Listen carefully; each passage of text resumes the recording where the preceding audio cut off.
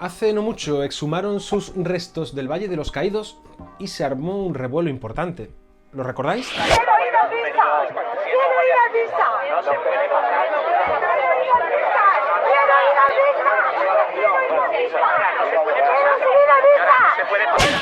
Mucha gente sigue reivindicando su obra y justificando, por ejemplo, la guerra civil que le llevó al poder.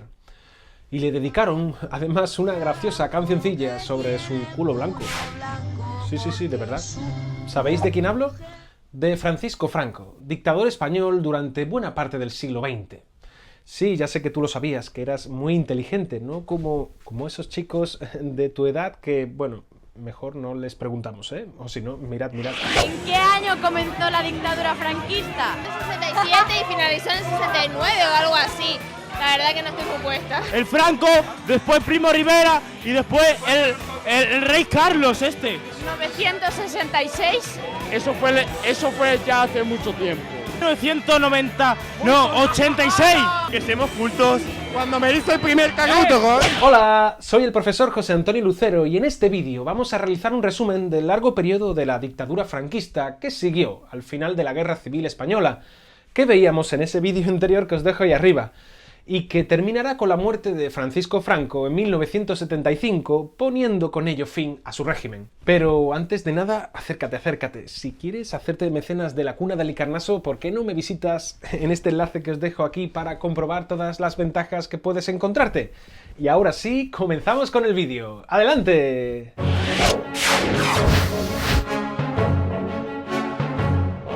Entre 1939 y 1975, España vivió bajo la dictadura personal del general Franco, militar africanista, católico y nacionalista, que consideraba las virtudes tradicionales del ejército, es decir, la jerarquía, disciplina y orden, como la esencia de los valores nacionales de España. El franquismo contó con unas bases ideológicas, sociales e institucionales, y aunque evolucionó según el contexto tanto interno como internacional, como veremos, en lo esencial siguió siendo lo mismo, es decir, un régimen con ausencia de libertades y con un poder personal y total del dictador. El franquismo fue el régimen político y social que nació durante la Guerra Civil debido a la necesidad de los militares sublevados de dotarse de un mando único y de una estructura político-administrativa antidemocrática, paralela a la republicana, que se apoyaba en una ideología de partido único, el movimiento Fet de las Fonts, como veremos luego.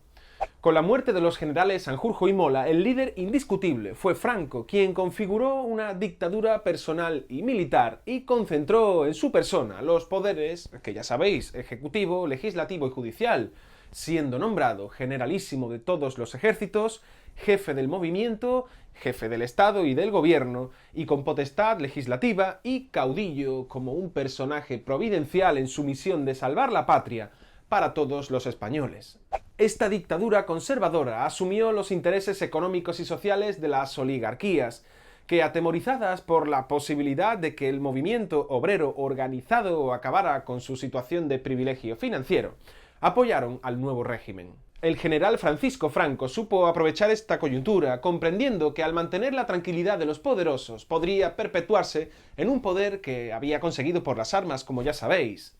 La ideología franquista no presenta un cuerpo de doctrina estructurado, sino que se asentó sobre una serie de principios procedentes, por ejemplo, de la Falange, del carlismo, de la Iglesia Católica o de la tradición conservadora española.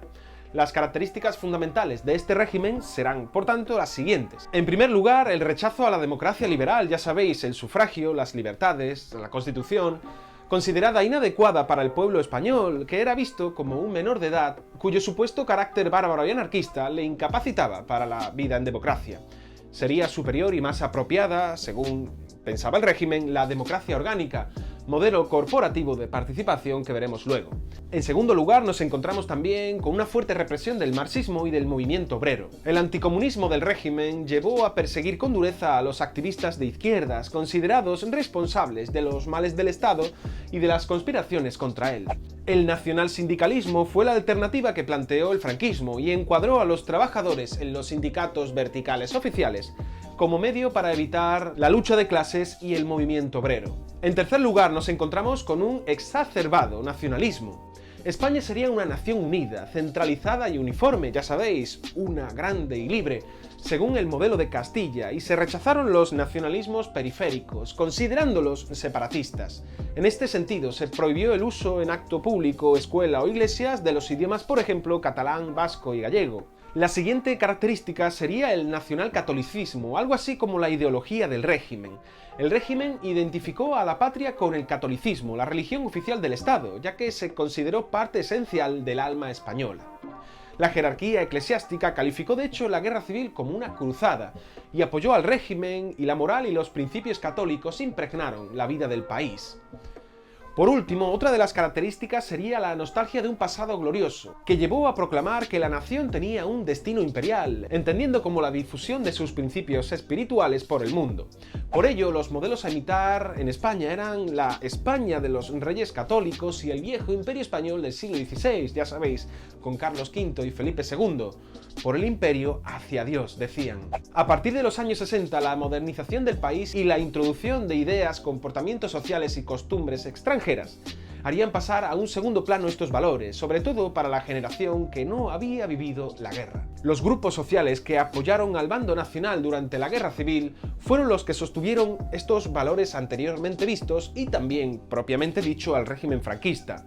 Ninguno de ellos tuvo suficiente fuerza para imponerse sobre los demás, ya que Franco arbitró con mucha habilidad el juego político, distribuyendo los cargos entre las diversas familias del régimen. Por un lado tendríamos al ejército. Los militares fueron el apoyo más decidido y fiel a la dictadura franquista. Muchos ministros, gobernadores civiles y altos cargos burocráticos del régimen eran militares. También contó con los comandantes de la Guardia Civil y de la Policía Armada, que constituían el llamado poder disuasivo. La Iglesia Católica, por otra parte, constituyó el poder legitimador de la dictadura, sobre todo tras el concordato con la Santa Sede en 1953. Su gestor, Martín Artajo, de Acción Católica, fue el personaje más relevante del catolicismo político. Más adelante, el Opus Dei suministró dirigentes de elevado nivel de formación técnica, llamados tecnócratas, al régimen. Pero a partir del Concilio Vaticano II, una parte de la jerarquía eclesiástica y del clero se fue distanciando del régimen. Otro de los grandes pilares del mismo fue la Falange y los tradicionalistas o carlistas. Constituyeron la burocracia estatal, con funciones de propaganda y de organización social y sindical, como ya hemos visto con el sindicalismo vertical, y también proveyeron al régimen de una gran parte de su simbología propia, sobre todo de corte fascista durante los primeros años del régimen, ya sabéis, como el saludo con el brazo en alto. Otros apoyos sociales a la dictadura fueron, por ejemplo, la derecha más conservadora, los terratenientes que recuperaron su papel social y le fueron devueltas las tierras expropiadas durante el régimen de la República y de la Guerra Civil, los pequeños y medianos agricultores, tradicionalmente conservadores, financieros y empresarios que se aprovecharon de la paz social y que también apoyaron al franquismo, y así como también la mayoría silenciosa o franquismo sociológico formada, entre otras clases, por las clases medias urbanas integradas por funcionarios y empleados y que eran generalmente despolitizadas. Constituyó un apoyo indirecto generalizado por la desmovilización política, inducida por la propaganda, el miedo a la guerra, que ya ocurrió anteriormente, y también a la censura. Con todos estos elementos antes vistos, el franquismo trató de construir un Estado nuevo, antidemocrático y totalitario, que se institucionalizó mediante las llamadas leyes fundamentales del reino. 7 cuerpos de leyes elaborados entre 1938 y 1967, el primero de ellos durante la propia Guerra Civil, el llamado Fuero del Trabajo de 1938. Dicho esto, a partir de ahora hablaremos sobre las 3 etapas fundamentales de las que se compuso el régimen franquista durante toda su existencia. La primera fue la fase llamada totalitaria, entre 1939 y 1959, que significó un importante retroceso económico y se caracterizó por la dureza de la represión contra los elementos contrarios al franquismo. Estas características se debieron fundamentalmente a que España en aquel momento era simpatizante de las potencias del eje durante la Segunda Guerra Mundial, en la que pasó de no beligerante a neutral cuando Estados Unidos entró en la guerra y el eje empezó a declinar. En este contexto se promulgó la Ley Constitutiva de Cortes, 1942, donde la Asamblea Deliberante era poco representativa, ya que Franco designaba la mitad de los procuradores y no controlaba la acción del gobierno. Así como también se promulgó el Fuero de los Trabajadores, que cubría la falta de declaración de derechos, aunque eran muy limitados. Las potencias vencedoras en la Segunda Guerra Mundial consideraron a España el último reducto del fascismo, por lo que no fue admitida de primeras en la ONU. Para mejorar su imagen se promulgaron las llamadas Ley de Referéndum Nacional en octubre de 1945 para dar a entender que en España funcionaba el sufragio universal, pero era fácilmente manipulado desde el poder al no existir libertad política ni de prensa. Así como también se promulgó la Ley de Sucesión de la Jefatura de Estado en 1947, por la que España se convertía en reino, si bien el jefe de Estado seguía siendo Franco a perpetuidad. A partir de los años 50, España comenzó a dejar atrás aquellos años 40 de posguerra dura, de represión y de hambre, y se benefició sobre todo de la Guerra Fría, sobre todo debido a que el franquismo hizo valer ante la opinión internacional su carácter anticomunista. Para romper el aislamiento, precisamente en 1953, España firmó el concordato con la Santa Sede y en ese mismo año con Estados Unidos, un acuerdo para que España fuese admitida finalmente en la ONU. Estos acuerdos con la Santa Sede y con Estados Unidos de carácter militar permitió consolidar el régimen, que promulgó algunos años después la Ley de Principios del Movimiento, en la que pervivía el ideario falangista y de nacionalcatolicismo y que definía a España como una monarquía tradicional, católica, estado confesional, social y representativa. Ahondando algo más en el terreno socioeconómico, tras el descenso económico de la guerra civil que vimos antes, se produjo un periodo de autarquía y estancamiento económico durante la década de los 40, que decíamos. La autarquía en España se caracterizó por dos hechos fundamentales. Por un lado, la voluntad de aislarse económicamente del exterior, aprovechando los recursos económicos y propios del país. Y por otro, la intervención del Estado en la producción y la distribución de bienes, así como a la hora de fijar precios de valores de cambio de la moneda. En 1941 se creó la Institución Nacional de Industria.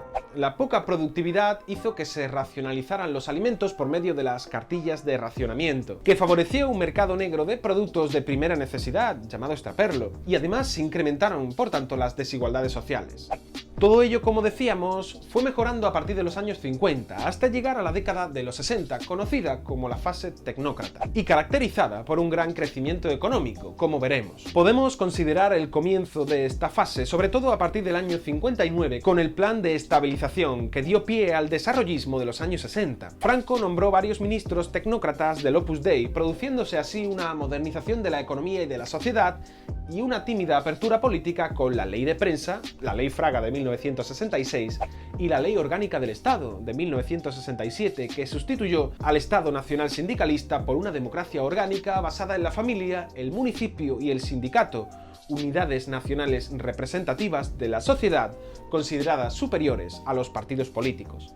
En 1969, Franco designó como su sucesor, a título de rey, al príncipe Juan Carlos. A nivel socioeconómico, la década de 1950 tiene dos etapas fundamentales. La mayor parte de la década es de un crecimiento económico moderado que conllevó a la subida de salarios, pero también al aumento de la inflación. Además, al tener que pagar importaciones, las reservas del Estado se fueron reduciendo. El Plan de Estabilización del año 59 tenía como objetivo frenar la inflación y liberalizar el sector exterior para normalizar el sistema económico español. Los efectos positivos se empezaron a vislumbrar en 1961. En la década de los 60, por tanto, se produjo el conocido desarrollismo, pues la industrialización y los planes de estabilización dieron resultados positivos, a lo que se sumó además la aportación de divisas extranjeras, con inversiones en muchos ámbitos de la economía. Por último, hablaremos de la última etapa del régimen, el llamado tardofranquismo, caracterizado precisamente por la caída y por la crisis del régimen que llevará a la muerte de Franco en el año 1975. Franco, deteriorado físicamente, delegó por aquel entonces la jefatura del gobierno en uno de sus hombres de confianza, el almirante Carrero Blanco, mientras comenzaron a surgir los primeros signos de descomposición del régimen, como el distanciamiento, por ejemplo, de parte de la Iglesia, la capacidad movilizadora de la oposición y, sobre todo, las tensiones dentro del régimen entre inmovilistas y aperturistas.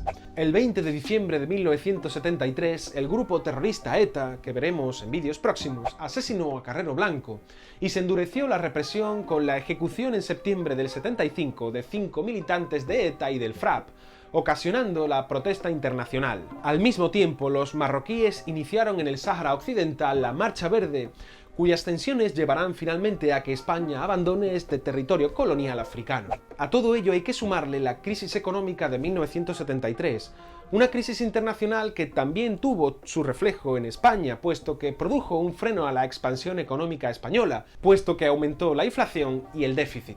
Socialmente se produjeron también cambios en la estructura de la población debido a las transformaciones económicas que hemos visto antes. Por ejemplo, se produjo un gran incremento demográfico. Se alcanzaron los 34 millones de españoles en 1970. Se disminuyó también el número de personas dedicadas al campo y se aumentó el número de obreros industriales y de personas dedicadas a los servicios, con la llamada terciarización. La España agraria, rural y tradicional estaba dejando paso a una España industrial, urbana y moderna.